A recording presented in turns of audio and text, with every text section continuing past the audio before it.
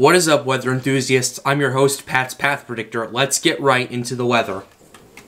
Alright, so we've had a lot of breaking news to go over. We're going to have to do it with two videos because the first topic we're going to be talking about is what the NHC put out for the Atlantic. And yesterday, just for context, we put out a video talking about the case for and against a potential hurricane hitting Belize. Well, the NHC now has come out. There's a 20% chance of cyclone formation in the next 5 days. 20% doesn't seem like that, but I did say that if the NHC came out with anything, I would update you guys, and they did.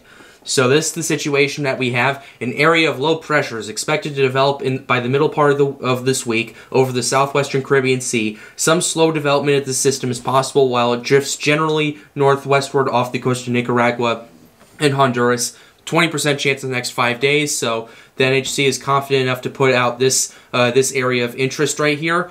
So yeah, they finally put out something. So we're going to actually take a look at this. We're going to go ahead and take a look at some of the models. The GFS model right here, it's going quite crazy actually if we take a look at it. So yeah, you can see the cyclone kind of starts organizing itself around the 15th of June, which is 3 days from now, and then it kind of really gets its crap together by the 16th. It really rapidly intensifies, and basically it potentially not only hits Belize, but it's likely to now hit, if this model run is correct, the Yucatan Peninsula, the border between that and Belize, with pressure of 973 millibars, which that's equivalent to about a Category 2 hurricane, makes landfall, weakens to a tropical storm, then it reforms itself and makes landfall again as either a high-end Cat 1 or low-end Cat 2 hurricane in near Veracruz right here. This is just one model run. I want you to keep that in mind. Let's go ahead and take a look at the 6E because this is showing similar results as well. Although this did actually have it happening earlier. This had it happening around 7 p.m. on the 14th of June, which is a couple of days from now, and then it just starts really ramping up in intensity. It kind of clips near Nicaragua and Honduras, and then it makes landfall actually further to the north, at about the same strength actually, and then it re-intensifies, and then it makes landfall kind of not a little further to the north actually in the Yucatan Peninsula. So it has been model runs that have been depicting this, and I was talking about this in that other video as well, saying that there was a case for and against it. The only case against it I've noticed is basically the wind shear, but if this thing develops where they're saying it's going to potentially develop the GFS, it'll be in pretty low wind shear, but the wind shear will get a lot higher as time goes on, as it meanders towards Nicaragua and Honduras. So yeah, anything could change right here, anything could change.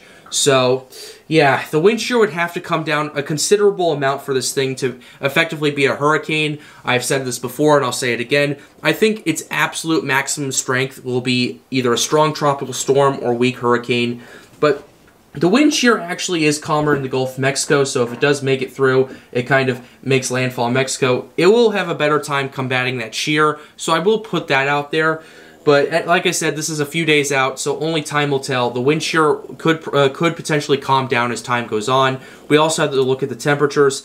Temperatures are like 28 to 29 degrees Celsius in these areas right here. So plenty of warm water for this thing to develop. Just the wind shear is what's really going to be limiting it. But I wanted to make this quick update because this thing is now potentially going to happen, and the NHC is now designated an area of interest. And I actually heard about this first from one of the guys in the comments, Baseball Guy. Shout out to you. So if you have any news stories, tropical weather stories that you want me to take a look at, please put it down in the comments below. It's much appreciated. So yeah, that's essentially the situation we have right here. Yeah, this is the GFS model. We're actually going to go over one other quick model, the NAVGEM or NAVGEM as I put it. And the 12Z isn't exactly ready, but the 6Z is. So basically it has this similar situation, except it makes landfall in Honduras. So that's the situation. And then it just kind of stays over land, and just not really does anything.